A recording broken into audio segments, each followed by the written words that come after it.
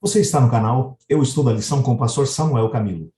Muito obrigado por sua companhia, obrigado por estudar a lição junto conosco e compartilhá-la com seus amigos, bem como com as pessoas com quem você tem contato. Hoje é domingo, dia 5 de dezembro, e o tema que estudaremos a nossa lição da Escola Sabatina será o livro da lei. O texto que serve como base para o nosso estudo de hoje vai encontrar-se em 2 Reis, no capítulo 22, verso 8. Então disse o sumo sacerdote Ilquias ao escrivão Safã: achei o livro da lei na casa do Senhor. Ilquias entregou o livro a Safã, e este o leu.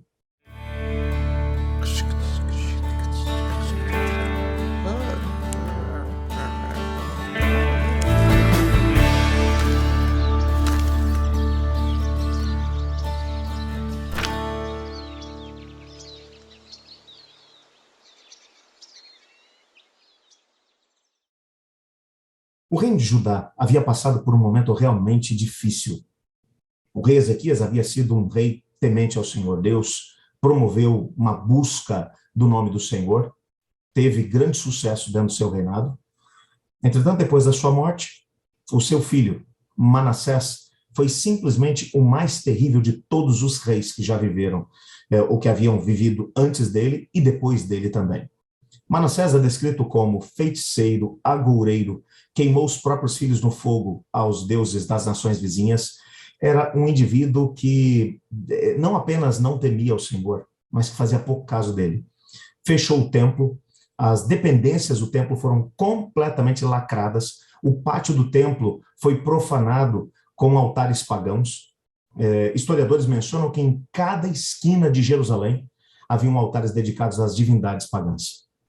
O fato é que ele realmente foi um rei terrível, apesar de, nos últimos anos de vida, ter tido a oportunidade de se voltar por caminho do Senhor, de se arrepender dos seus pecados, mas o seu estilo de vida acabou cobrando um preço muito, muito alto para a própria nação.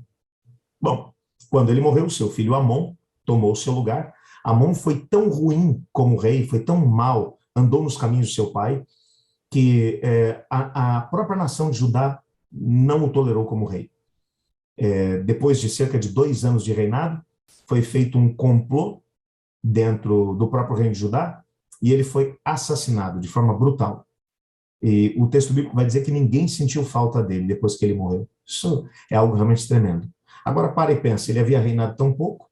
O seu filho, Josias, tinha 8 anos de idade quando se tornou rei. Era o único que tinha idade suficiente para se tornar rei. Imagina, com 8 anos de idade.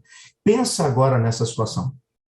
Josias era apenas uma criança, tinha ainda que lutar com uma genética terrível, porque seu pai e seu avô tinham sido reis terríveis, que haviam desafiado o Senhor Deus.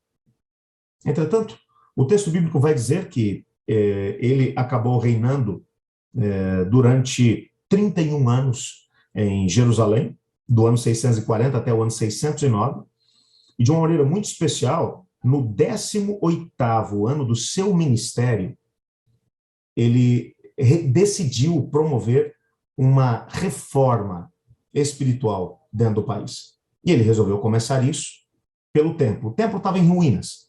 Já fazia séculos que o templo estava fechado, já fazia décadas, aliás, que o templo estava fechado. Em ruínas. O processo de reforma começou, e o fato é que quando essa reforma vai acontecer, Ilquias, que está liderando ali o processo de reforma, ele vai encontrar aquilo que é chamado de o livro da lei. E esse livro da lei, segundo aquilo que boa parte dos estudiosos bíblicos creem, era uma cópia do livro de Deuteronômio. O livro de Deuteronômio tinha desaparecido pelo menos do conhecimento das pessoas no país durante os reinados de Manassés, Amon e também de Josias.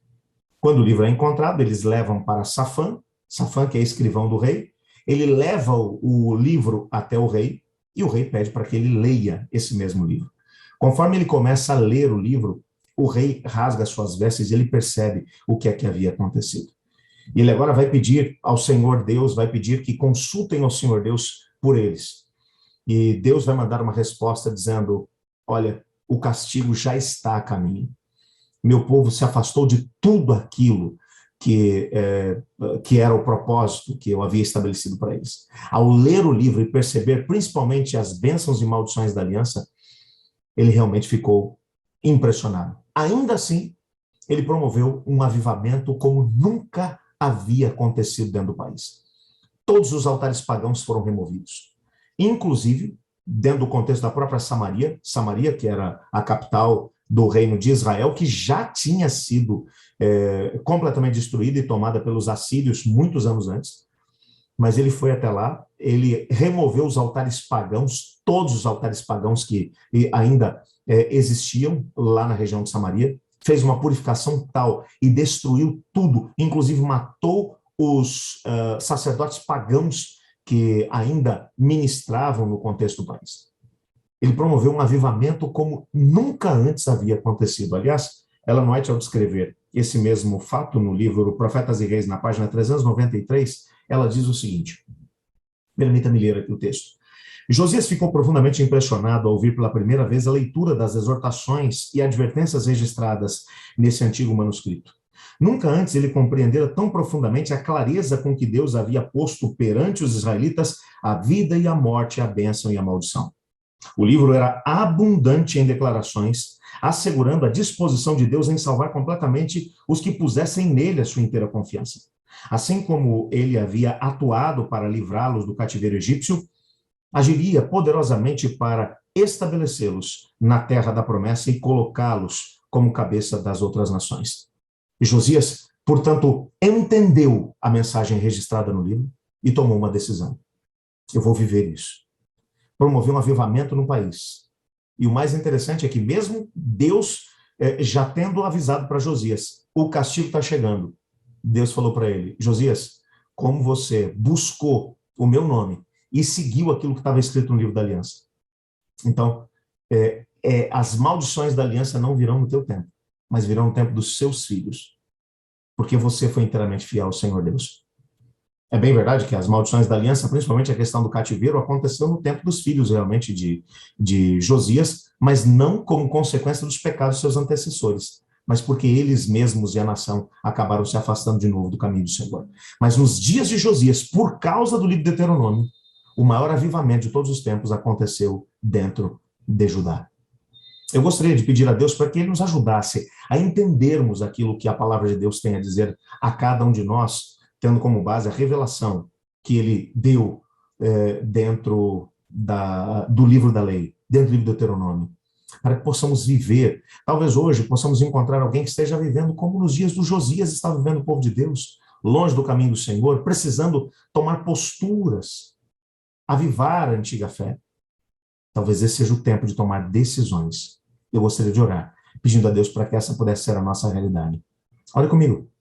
Obrigado, Pai, por tua palavra e obrigado porque através dela podemos experimentar um avivamento da antiga fé. Nos colocamos nas suas mãos pedindo que aquilo que aconteceu nos dias de Josias aconteça conosco também. Pois é em nome de Jesus que oramos. Amém. Eu estudo a lição. E você?